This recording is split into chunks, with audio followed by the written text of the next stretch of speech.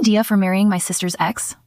Me, 27-year-old female, and my sister, 29-year-old female, have been fighting recently for something that I thought got resolved a long time ago. I've debated posting for like a week now, but figured someone not directly involved would be good to hear from. A couple months ago, I married my husband Greg, 29-year-old male, after being together for 4 years. We met each other working at the same office, and I developed this huge crush on him.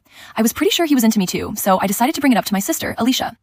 Alicia and Greg had dated in middle school when they were both 13-ish, and because it had been so long and at such a young age, I didn't think there would be an issue, but I still wanted to check.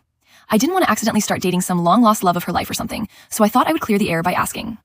She seemed a bit surprised because I don't think she was expecting to hear about her middle school ex-boyfriend randomly so many years later, but after we talked for a bit, she said she didn't really care. So I thought, cool, I have the go-ahead. I thanked her and moved on with things, and a little while later, me and Greg got together. It's never seemed to be an issue before recently. We hit all the milestones and she seemed to be happy for us.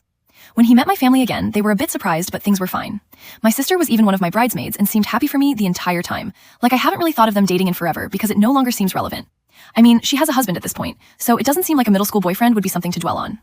We were with my family this Christmas, and things were going just as fine as they usually are, until my sister started handing out the presents she had gotten.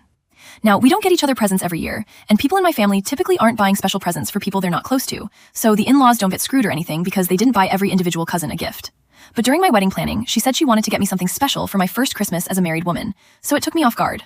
I looked sort of confused for a second, but I didn't want to be a bitch on Christmas, so I just smiled and watched everyone open their gifts. Lots of circumstances could cause someone to not be able to get a gift, so it was fine. But after she finished handing things out, she looked at me and said I wasn't getting anything because I had taken enough. I asked her what she meant because, huh? And she said I didn't have to be so weird to plot to take Greg from her. I'll admit I had a crush on him when I was 11, but I didn't plan my life around dating him one day. I grabbed her and pulled her into the other room and we started yelling at each other. I definitely said some nasty things because if she had an issue, why wouldn't she bring that up when I directly asked her? We both wound up leaving my parents' house early, and her husband seemed super pissed. My mom texted that she was disappointed we fought in Christmas, which, yeah, I get. But it's not like I did it intentionally. She's telling whatever family members will listen about how I stole her boyfriend, and so they're mad at me, and I don't feel like I could be the asshole, but I also can't tell. Greg's super pissed because she's been trying to message him about this, and he doesn't get why this is such an issue. I've tried to speak with a couple times, and I brought up how I asked her already for permission, but she says I took her off guard. So, aim idea?